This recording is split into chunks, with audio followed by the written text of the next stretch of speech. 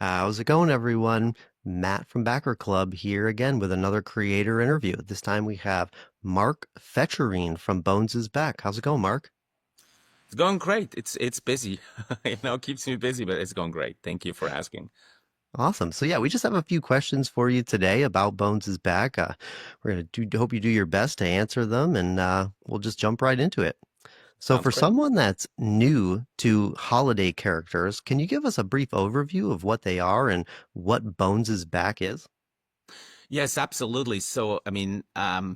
Holiday characters are really here to make it magical moments, not just one day like Halloween, but it's actually a months-long fun event where, in this case, Bones, is part of everyday's routine, makes pranks, engages family. So I have two daughters. They are 8 and 10 now. But when we started this project, they were like 4 and 6. And so it's really a fun, months-long, interactive, engaging family. In this case, in our case, it became as a family tradition, which we can't wait to share with everyone. Awesome. So I don't think there's anything quite like this on the market. In particular, the Halloween segment. We have like Elf on the Shelf for Christmas time. But how is Bones is Back different from like Elf on the Shelf? Yes, thanks for asking. So actually, there's the Elf on the Shelf for Christmas. There's the Mensch on the Bench. It was also on Kickstarter. I don't know if you know Okay. for Hanukkah, and got backed by in Shark Tank actually. Oh wow. So anyway, but so there's nothing for Halloween. There's no character. There's no real tradition. And so while the idea is similar, like Elf on the Shelf, being a holiday character, there are a lot of differences between the elf and Bones. One of the first one is you can touch this little boy here. So I show it to you, right? So you can touch him, unlike the elf, which you cannot touch. He also doesn't report back to any other person, or in case of the elf, like the Santa, he doesn't report back. But he does encourage positive behavior. And that's for which actually we won a book award, the Book of the Year award from a children's magazine, which is the Creative Child magazine.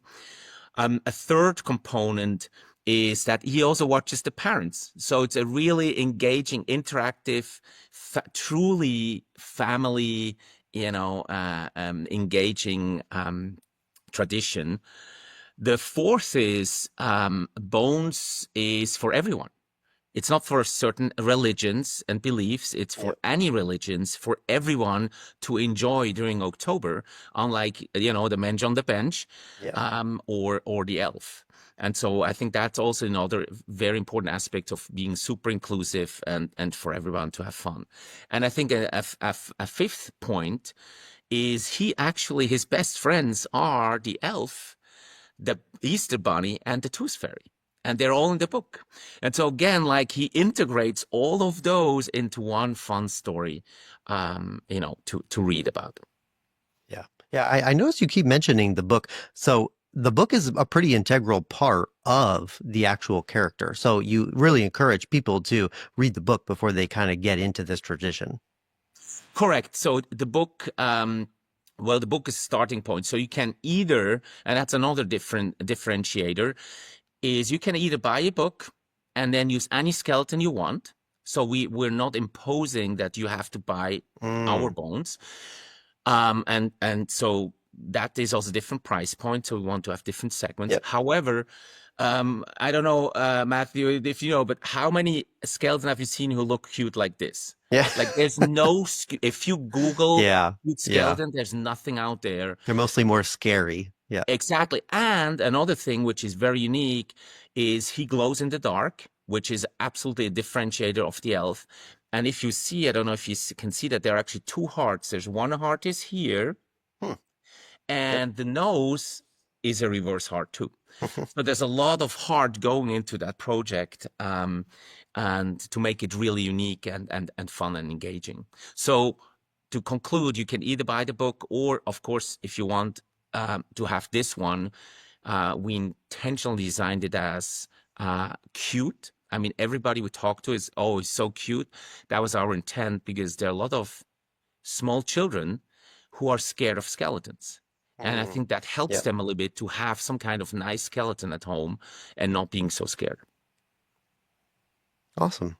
Yeah, it sounds really great. So, where did I know you kind of touched on it a little bit, but where did the inspiration for Bones's back come from? Yes, so as I mentioned, I have two daughters, and so about 4 years ago, they came to me and said, "Why does our skeleton? We had, some kind of, mid-sized skeleton. Say, why does he not move at night?" I said, "Oh, that's a great idea," and so I started to do that. But immediately I said, like, you can touch, you can use, and so that really grew the last couple of years, and we talked about to friends and some who don't can use the elf on the shelf for Christmas said, "Oh, that's a great idea. We want to do that." And so then at the end, I decided to write the book first, and then they like the so that's the book, right? And you see him in the back, and so they liked him so much that they said last year, "Oh, Dad, can you not do the figure?" And so yes, and then that's the rest of the history.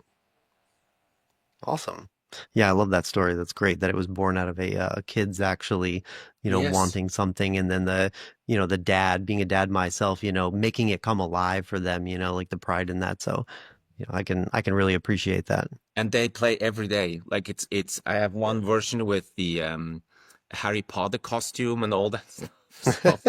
So yeah, it's every day. Awesome. So, you kind of mentioned it a little bit as well, but how long have you been working on this? So the idea came 4 years ago. I started, I think it's 1.5 years, where the first couple of months I had to do the book. Yep. I put it on Amazon, print on demand first last October. Mm, And surprisingly, without doing much advertisement, we sold a lot. And then they said, you should do the figure. And so it has been a nonstop work since October. So what is it now? 7, 8 months, just for the figure itself. wow. Okay. That's interesting. Interesting kind of product launch. So that kind of brings me into why Kickstarter, since you've already kind of launched a print on demand and then an actual book on Amazon, like why now Kickstarter for the figurine? Well, so as I said, the book alone, I think, is a great idea, but the bundle is really what I want to push. Why Kickstarter? Because I think it's social proof. First of all, so the book won up to now 5 awards. 2 awards from children magazines and 3 awards from other associations, very prestigious awards. And so that gave us the social proof of the story and the character. And then I think the second social proof is Instagram, and we grow about 150 followers a day. So we're almost at 5,000 followers in just 3, 4 months. Because initially we didn't grow as much. And so Kickstarter is social proof, is finding people who are passionate about this. As I mentioned on the bench has been Yeah. launched to many book projects.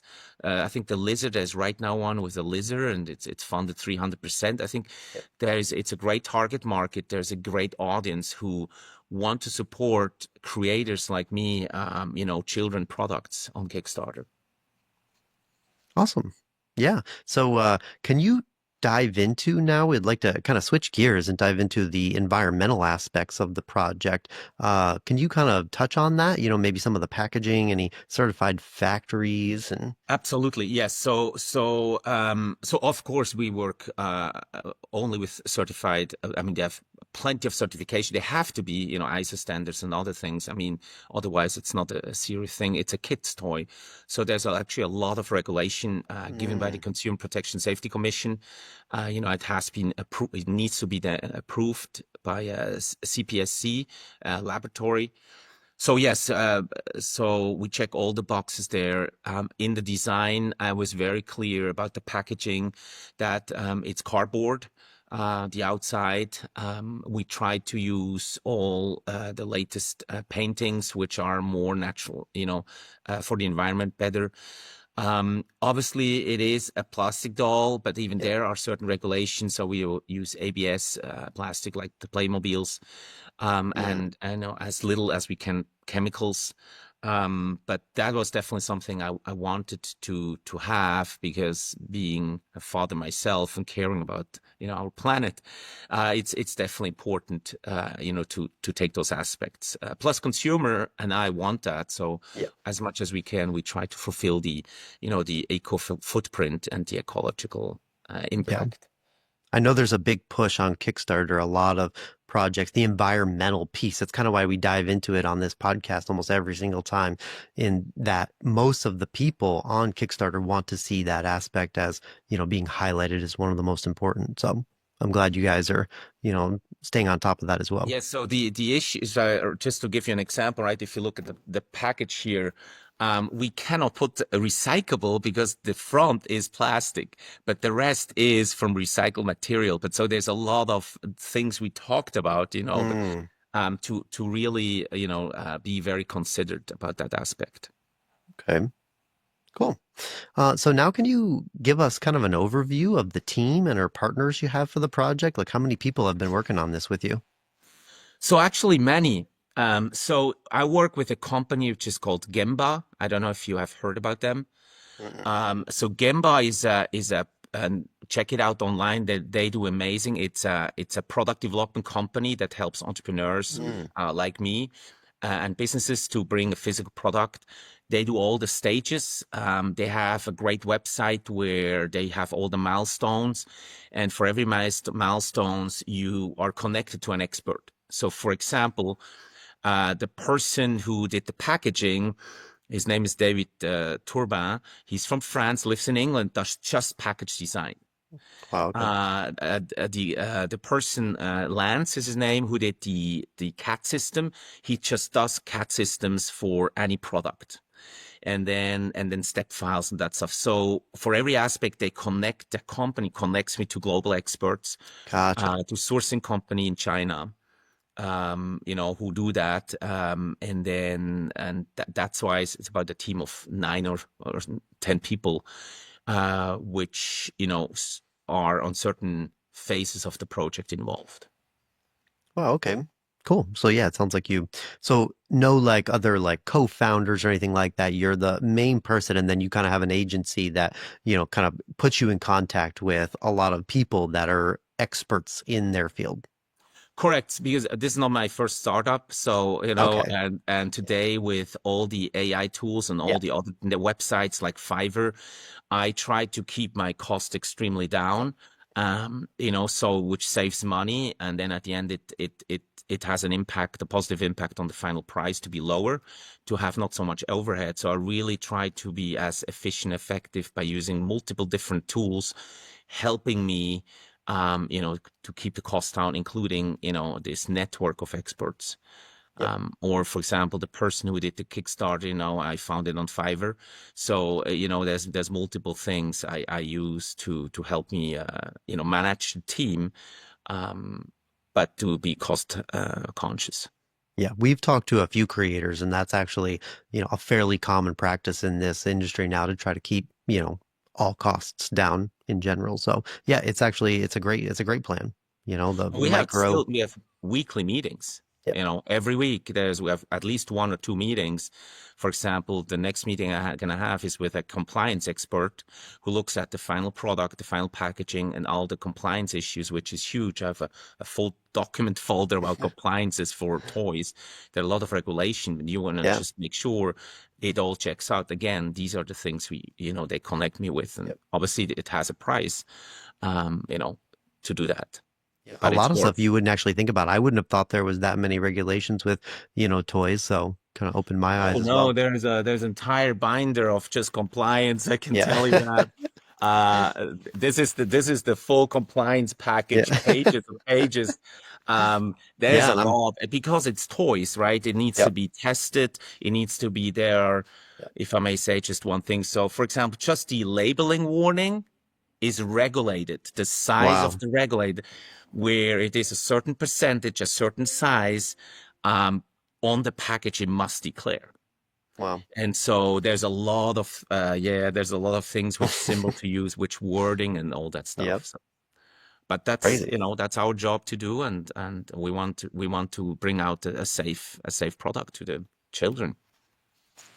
So that kind of brings me into, with all of these things that, you kind of have to do, like, where are you guys at in the process and how confident are you in the September delivery date? It's kind of important that we get these things into people's hands sometime in September, right? Correct. Well, there's always every year in October. But you're right. Yeah. So I'm very confident because at this point we are done with the prototypes. As I said, this one here, this little cutie, has the glow function already, has the final ears, the nose, and everything is done. The functionality. So now we go into the next steps is molding. This takes a good month, so it should be done by June. About 40 days, they need to do the molds and finalize and then do the golden sample. Then it takes another 30 days to do the manufacturing. So it's about July, maybe early August, and then shipping, which is another 30 days, roughly 30, 35 days, which brings us into early September. There's about 2, 3, 4 weeks of buffer, which we need because there's always uncertainty. But we are confident. I mean, the goal is to have it by end of September, Yeah. latest, in the fingers. They will be taking a few days for us then to ship it out. Yep. That's why we only look for supporters in the United States, so we can really get the product as early as possible. And that's the plan so far. Awesome. So yeah, speaking of the United States and bringing it, into here, there's been talks of a lot of tariffs, and this is kind of a big question in crowdfunding right now because, will there be tariffs in September when this thing actually does land in the United States? So, or will there not be? Will they be huge or will they be small? And so how are you guys handling, the kind of tariff uncertainty right now? So I think it's a two-part answer. On one hand, I'm not really looking into that because I need to first have the product ready and the process ready and get it on time here. But yes, I mean, it's worrisome. So there's two things. One, the book currently is not subject to tariffs. And Yep. actually the book I have already here. So because the book printer, because I start with this hardcover Yep. book here, it's already in the inventory here in Florida, so I have that. Um, Currently, there is, I think, 145% taxes. Yeah. We'll see the advantages. So there's no impact for the backers. The price is what we state for backers. The advantage is because this year we intend to only do direct sales. We have still a lot of buffers Mm. for the retail margin, which normally the retailer takes. Okay. What is next year? We will have to reassess, but one Halloween at a time. Yeah. And so for this one, we are confident there will be no change, no surprise for the backers. The price list on the website is definitely there, and that's why we try to do the direct sales to offset that. Even if it's 145%, we can manage that for the time being. Okay, cool. Yeah, that's definitely good to hear. I know a lot of creators are always, or a lot of backers are actually a lot of worried a lot of times when they pledge for something right now that, by the time it comes in, are they going to charge me more? Are they going to stick to their original price? So I'm glad you kind of cleared that up. No, there will be. I can tell you 100% I will stick to the price I offer. That's it's morally, probably also legally, but for me, morally and ethically, absolutely, there's a deal, and I don't want backers to feel like taking advantage of this situation. This is my problem, if there is one, and that's not their problem. They Awesome. should just enjoy getting the package. Yeah, cool. So, lastly, is there anything that you'd like to say directly to the backers? Yes, so thank you if you back this up. You are part of probably a very, very big new tradition. I think if you back this up, and that's why we even have a certificate for backers, which we give out.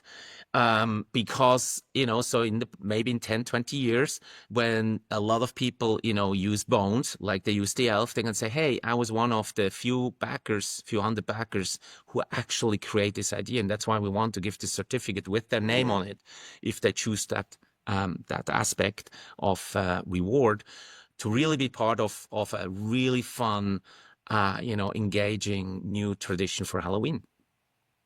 Awesome. Well, yeah. Thanks a lot, Mark. From Bones is Back. There you guys have it. Go check it out on Kickstarter. I'm sure it'll do great. And there it is. Yeah. Looks great, Mark. Thank you. Awesome. Thanks a lot, Mark, for your time. Thank you, Matthew, for having Bye me. bye.